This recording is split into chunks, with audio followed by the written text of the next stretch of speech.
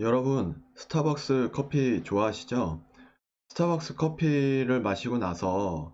계속해서 우상향만 하고 있는 미국 주식 스타벅스를 한번 사보시는 건 어떨까요? 안녕하세요. 100만 원으로 1억 만들기를 도전하고 있는 평범한 직장인 주식 투자자 개포동 개미입니다. 이번 시간에는 스타벅스 커피를 마시다가 문득 미국 주식도 한번 사보는 건 어떨까라는 생각이 스치듯 지나가게 돼서 이번 영상을 제작을 하게 되었는데요. 지금 글로벌하게 커피 시장이 계속해서 급성장을 하고 있고, 대중화도 지금 뭐 우리나라도 마찬가지지만 엄청나게 대중화가 되고 있고, 또 더 나아가서 중국 시장에도 엄청난 성장성을 기대할 수 있는 상태이다 보니까, 음, 지금부터 좀 장기적인 안목으로 해서 스타벅스라고 하는 미국 주식을 조금씩 사서 모으는 것은 어떨까라는 생각을 가지게 되었습니다. 음, 스타벅스 투자 아이디어에 대해서 크게 세 가지를 좀 선정을 했는데요. 첫 번째는 고성장을 하고 있는 글로벌 커피 시장에 대해서 좀 생각을 해볼 수가 있었고, 두 번째는 새로운 커피 트렌드가 나타나고 있습니다. 레디 투 드링크라고 하는 그 편의점 같은 곳을 가다 보면 스타벅스 음료 같은 것들 있죠. 뭐 그런 것들, 그리고 또 캡슐 커피, 그리고 뭐 스타벅스 리저브 매장 등에서 뭐 볼 수 있는 좀 고급 커피, 이런 스페셜티, 그리고 또 블루 보틀 뭐 이런 것들 있죠. 그러한 것들을 스페셜티라고 이제 좀 통칭을 하는데, 그런 부분들에 대한 트렌드가 나타나고 있고, 또 마지막으로 결국 모든 산업이 중국에서 결국에는 엄청나게 큰 급성장을 하게 되는데, 결국에는 이 커피 시장도 뭐 중국 뭐 내부적으로 이제 루이신 커피도 있긴 하지만 스타벅스도 굉장히 선전을 하고 있는 터라, 중국인들이 보통 이제 차를 많이 마시기는 하지만 점점 젊은 층들은 차를 마시지 않고 우리처럼 커피를 마시기 시작을 하고 있습니다. 뭐 앞으로도 뭐 이제 조금 이후에 말씀을 드리겠지만, 지금보다 앞으로는 훨씬 더 많은 1인당 커피 소비량으로서 급부상을 할 것으로 예상이 되는 상태라서, 이렇게 크게 세 가지에서 투자 아이디어를 가지고 이번 영상을 좀 설명을 차근차근 드리도록 하겠습니다. 음, 먼저 고성장을 하고 있는 글로벌 커피 시장이라는 꼭지에 대해서 첫 번째로서, 지금 2020년도에는 7.2조 달러까지 해서 연평균 4% 정도 수준의 성장을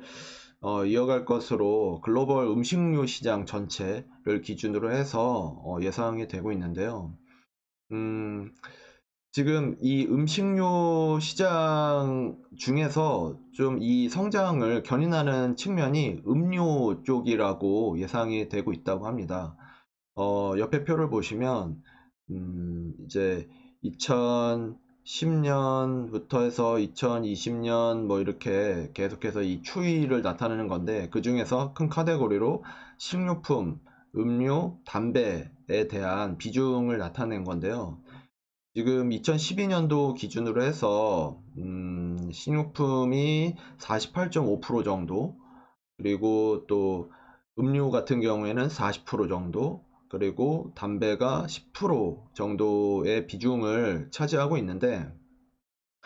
이게 2020년도에는 예상에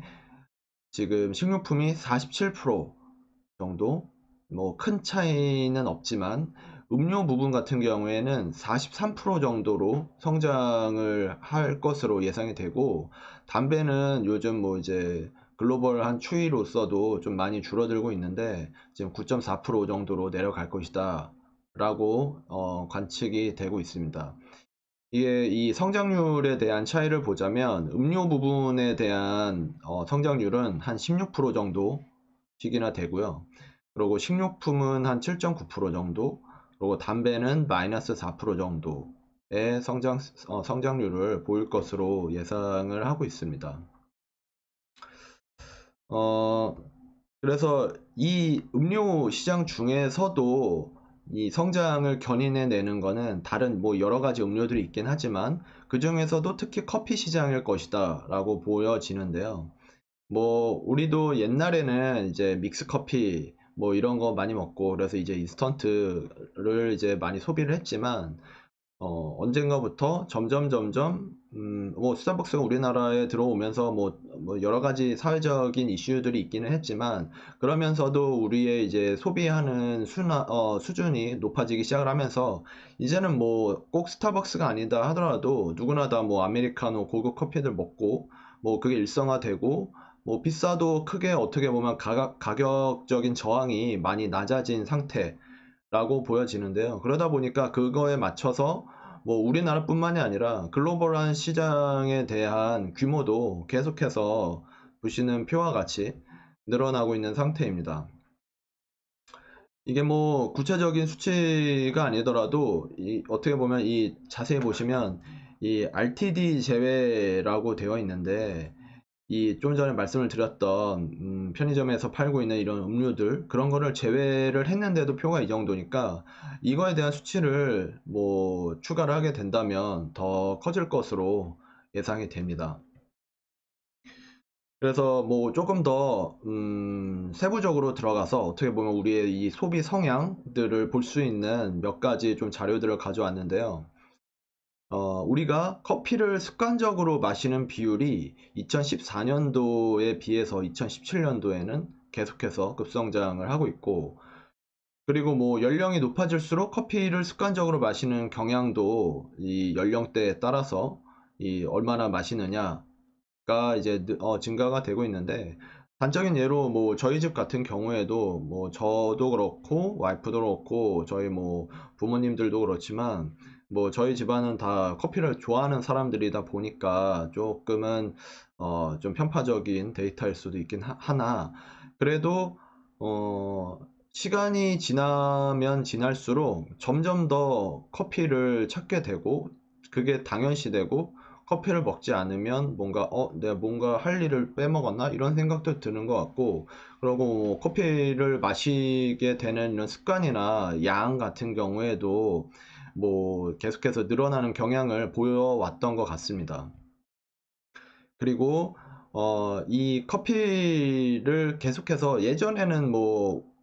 이제 동서식품에서 나오는 이제 뭐 커피 믹스 뭐 이런 거 먹고 그러다가 점점 직접 뭐 타먹기도 하고 그러면서 이런 아메리카노 같은 로스팅 커피들이 우리의 입맛을 점점 더 장악을 하다 보니까 내가 스스로 생각을 했었을 때 입맛이 고급화되고 있다라고 답한 비율도 2014년도에는 40% 수준이었는데 2017년도에는 44%로 상정을 하였고요.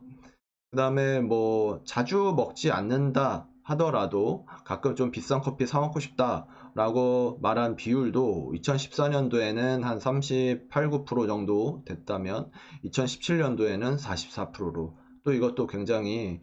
높은 비중으로 올라가고 있다는 것을 볼 수 있습니다. 또 이어서 집에서도 그러니까 뭐 밖에서 뭐 사 먹는 것도 그렇지만 집에 있을 때에도 좀 스타벅스 같은 고급 커피를 마시고 싶다라고 답한 비율도 44%에서 52%로 올라갔고 또 커피 전문점에서 파는 그런 커피를 꼭 매장에 가야만 먹는 게 아니라 집에 있을 때도 그 커피 그대로 나 집에서 먹고 싶은데 라고 답한 비율도 54%에서 58%로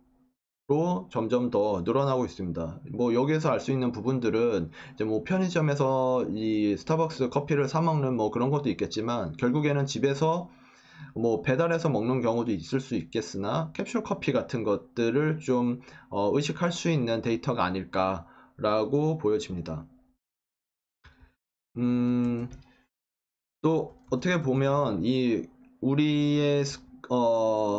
입맛과 소비 습관이 이렇게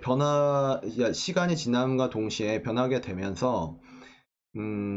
커피 시장이 계속 성장을 하고 있는데 그 중에서도 좀 이 앞전에 나왔던 RTD, 레디 투 드링크라고 하는 이쪽 음료 시장들도 굉장히 많이 급성장을 하고 있고요. 지금 어떻게 보면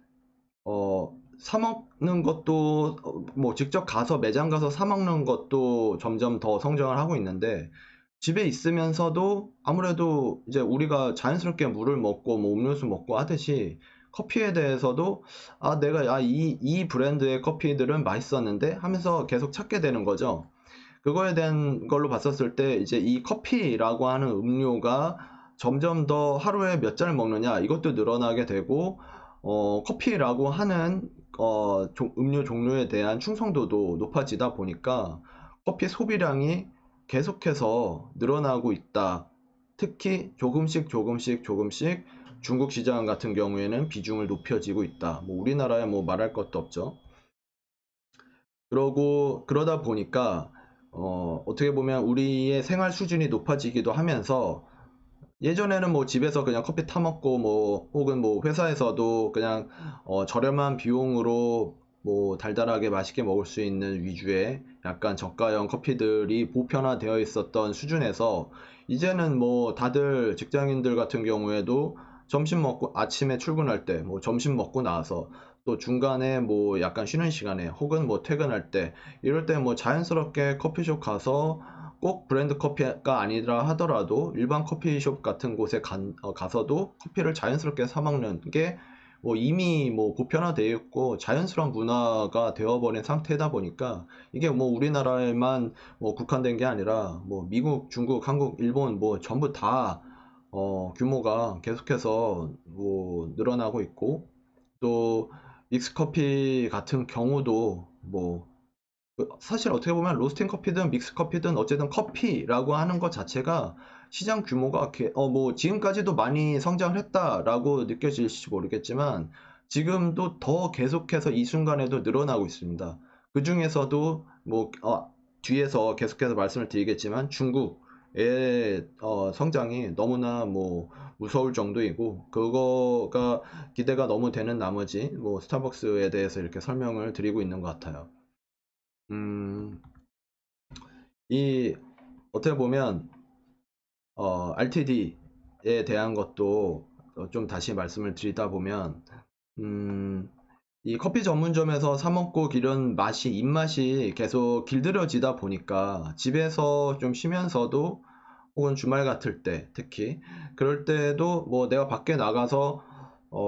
사 먹고 싶다, 혹은 뭐 매장이 좀 멀다 그러면 이제 가까운 편의점에 가가지고 손쉽게 구매할 수 있으니까, 스타벅스 커피들도 요즘은 편의점에서 쉽게 볼 수 있잖아요. 그러다 보니까 이게 뭐 우리나라만 그런 게 아니라 뭐 미국 시장 같은 경우에도 점차적으로 계속 좀 증가 현상을 보이고 있는 것 같습니다. 뭐 그리고 뭐 이러한 부분은 저는 특히 이 어떻게 보면 RTD도 RTD인데 이 캡슐 커피 시장에 대해서도 굉장히 좀 주목할 만하다라고 생각이 되어지는 게, 예전에는 이제 뭐 네슬레가 보통 이제 네스프레소나 돌체구스토 캡슐 커피들을 많이 이제 비중을 차지하기 시작을 했지만, 여기에 이제 스타벅스랑 이제 제휴를 해서 스타벅스용 스타벅스 커피를 캡슐로 이제 보급을 하기 시작을 하더라고요. 이제 뭐 저희 집에서도 캡슐 커피를 마시기는 하는데 먹어봤더니 괜찮더라고요, 생각보다. 캡슐이라서 조금 다르지 않을까 했는데 생각보다 퀄리티가 괜찮은 편이었고, 그래서 뭐 원래 마시던 뭐 캡슐들도 마시기는 하지만 스타벅스 커피가 먹고 싶을 때에는 어쨌든 캡슐로도 간편하게 즐길 수 있는 그런 접근성도 이제는 제공이 되다 보니까, 이 커피 시장에 대해서 좀 말씀을 드리긴 했지만 궁극적으로는 그 중에서도 스타벅스라고 하는 기업을 소개를 하고 여기에서 판매하는 이런 제품들에 대해서도 계속해서 소비가 일어나기 때문에 매출이 증가할 거고 기대되는 영업이익률도 늘어날 거다, 이런 기조로 해서 지금 말씀을 드리다 보니까 이렇게 이 캡슐 커피 시장에 대해서도 이 어떻게 보면 캡슐 커피가 먹으려면 머신이 캡슐 커피 머신이 잘 팔리고 보급이 되어야 가능할 텐데 이 표에서도 볼 수 있듯이 지금 2016년도 기준으로 해가지고 2026년도에는 뭐 거의 한 3배 정도 더 급격하게 성장을 할 것으로 예상이 되어지는 상태입니다. 뭐 뿐만 아니라 스페셜티 같은 경우에도 지금 뭐 엄청나게 급부상을 하고 있는데 뭐 우리나라에 블루보틀이 들어오기도 했고 또 스타벅스에서도 리저브 매장이 생각보다 지금 잘 되고 있다라고 하더라고요. 뭐 성장성이 뭐 70%뭐 이렇게 얘기하고 있는데 뭐 저 같은 경우에도 예전에는 좀 그냥 일반적인 아메리카노에서 원두를 어떤 거를 고르느냐 이러면서 이제 뭐 핸드드립을 먹고 이렇게 하긴 했었는데 이제 그런 것들이 점점 이런 전문 매장에서도 전문 바리스타가 즉각적으로 뭐 내 취향에 맞는 원두부터 해가지고 뭐 로팅은 어떻게 하고 뭐는 어떻게 하고 뭐 이런 옵션들 선택할 수 있는 옵션들이 굉장히 많아졌잖아요. 그러다 보니까 이제 좀 비싼 돈을 지불을 한다 하더라도 좀 편한, 좀 독립적인 공간을 제공받으면서 편안하게 고급 커피를 마실 수 있는 이런 수요도 계속해서 늘어나고 있다. 라고 지금 현재 표에서도 볼 수 있듯이 이런 비중들이 확대가 되고 있습니다. 어떻게 보면은 뭐 스타벅스 같은 경우에는 리저브 매장이 있고 할리스는 커피클럽, 타멘탐스 블랙, 뭐 이디야 커피랩 뭐 이런 것처럼 뭐 기존 전문 매장들이 또 추가로 이렇게 제공을 하고 있기도 하고 또 뭐 블루보틀이라든지 인텔리전시아, 스탬프타운 뭐 이런 것들은 뭐 미국에서 계속 매장이 늘어나고 있다라고 합니다. 음, 그리고 이제 가장 중요한 중국에 대한 말씀을 드리려고 하는데요. 음, 결국에는 산업이 계속해서 발전을 하게 되면 결국의 끝판왕은 중국이라는 곳을 얘기를 안 할 수가 없는 것 같습니다. 지금 뭐 사실 중국 커피 시장이 이제 막 엄청나게 성장을 하기 시작하는 수준이라고 보여지는 거거든요. 뭐 전체적으로 지금 커피 시장 규모가 계속해서 이제 이렇게 보시는 그래프처럼 올라가고 있지만 이거를 이제 조금 더 디테일하게 1인당 커피 소비량으로 봤었을 때에는 2013년도에는 1인당 커피를 3잔 정도 소비를 했다면 이 추세로 갔었을 때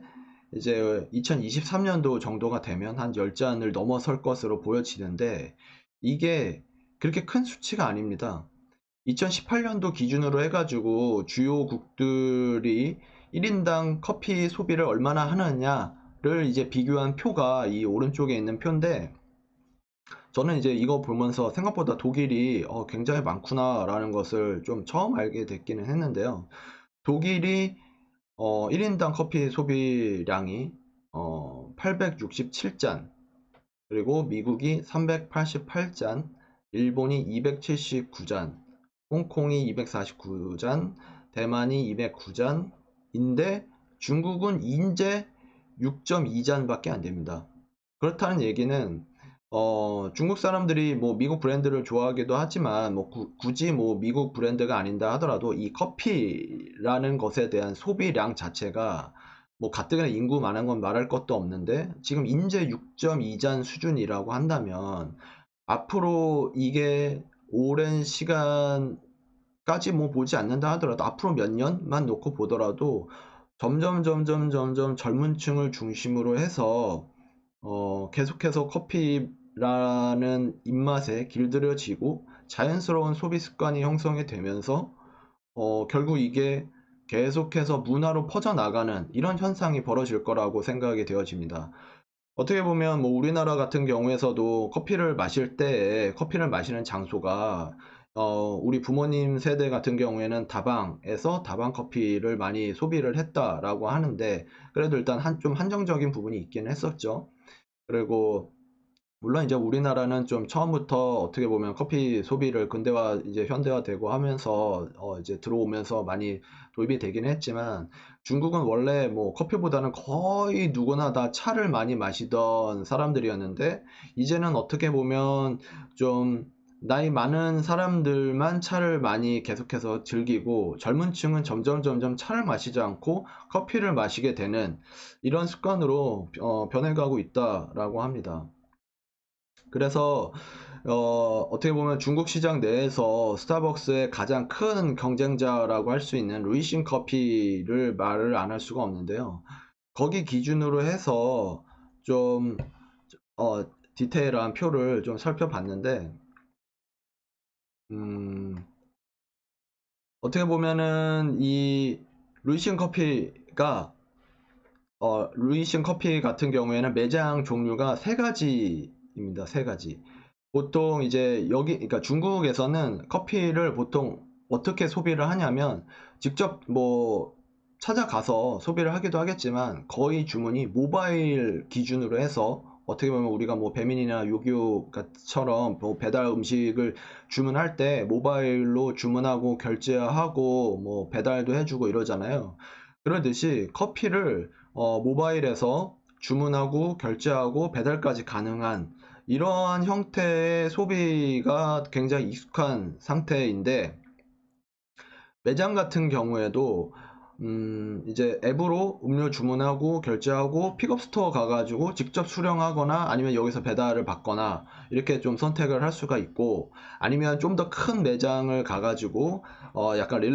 루이신 커피의 이제 릴렉스 스토어라고 하는 곳이 있는데 여기가 어떻게 보면 뭐 스타벅스의 리저브 매장처럼 좀 더 편안하고 널찍널찍하게 그렇게 좀 소비를 할 수 있는 곳이 있고 배달 위주의 매장인 이제 딜리버리 키친이라고 하는 곳도 있다고 합니다. 근데 이제 전체적으로 보면은 음 이제 당연히 뭐 매장 수가 픽업 위주로 해가지고 급성장을 지금 하고 있고 뭐 스타벅스가 2017년까지만 해도 뭐 거의 지배적으로 있었는데 루이싱이 이제 후발주자죠. 뭐 지금 이렇게 몇 년 되지도 않았지만 그래도 지금 2019년도 같은 경우에는 매장이 뭐 더 많이 늘어나서 굉장히 공격적인 경영을 하고 있는데 이게 굉장히 지금 핫한 상태이고 이렇게 어쨌든 경쟁사가 잘 나가기는 하지만 똑같은 커피라고 하는 카테고리 내에서 경쟁을 하고 있는 거다 보니까 결국에는 긴 안목으로 봤었을 때 사람들의 입맛이 커피라는 것에 대해서 많이 길들여지고 있다라고 볼 수 있는 뭐 객관적인 통계 자료인 것 같습니다. 그래서 지금 중국 내에서 루이싱 커피 같은 경우에 이제 월 평균 주문량을 이렇게 살펴보자면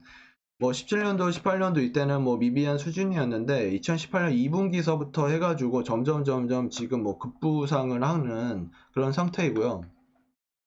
초반에는 이게 좀 배달 위주의 좀 그런 소비를 했다면 점점 배달 비중은 줄어들고 직접 매장에 가면서 그 공간에서 커피를 소비를 하는 우리나라 사람들이 하는 것과 비슷한 소비 행태로 변모해 가고 있는 상태입니다.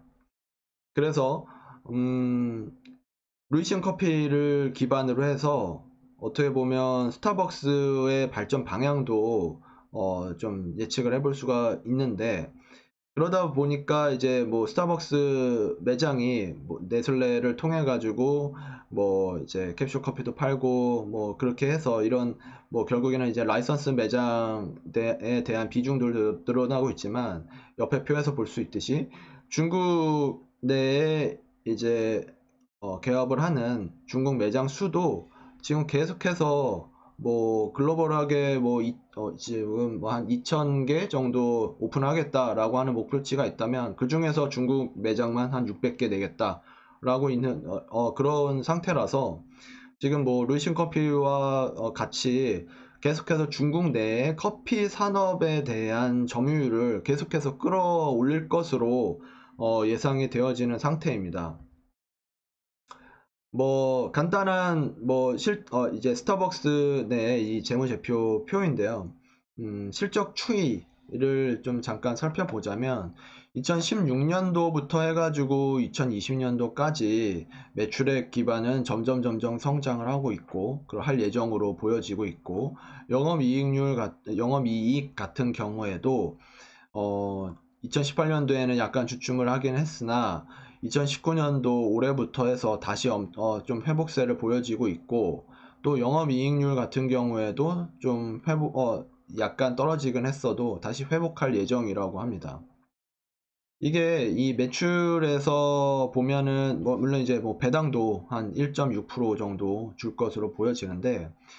스타벅스가 중국 매장 내에서 어떻게 보면 이제 점유율도 점유율이고 이제 매출이 이제 늘어나려고 기대가 되는 이유 중에 또 하나가, 스타벅스도 중국에서는 이 배달 모바일로 결제하고, 지금 우리도 뭐 사이렌 오더 뭐 이렇게 하지만 스타벅스 같은 경우에도 모바일로 주문하고 결제하고 배달까지 해주는 이런 시스템을 똑같이 작년부터 차용을 해가지고 급속도로 이제 좀 편리성을 제공해 주고 있는 상태이다 보니까,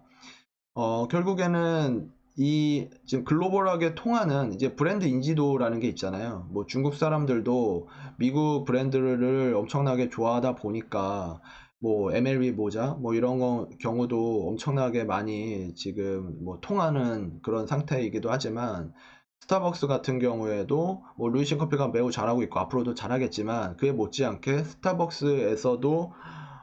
커피에 대한 소비가 계속해서 늘어나지 않을까. 어떻게 보면 좀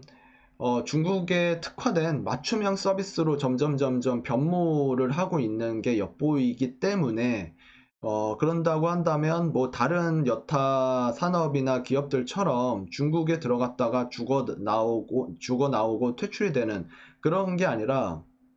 어떻게 보면 뭐 미중 무역 전쟁 때문에 이 스타벅스 미국 거니까 뭐 타격 받을 거야, 루이싱이 더 막 엄청 잘 나갈 거야 라고 했지만, 생각보다 지금까지도 놓고 봤었을 때 미중 무역 전쟁에 대해서도 거의 뭐 무풍 수준의 실적을 계속해서 안정적으로 내고 있고, 뭐 오히려 더 맞춤형으로 현지화가 더 잘 되기 시작을 하니까,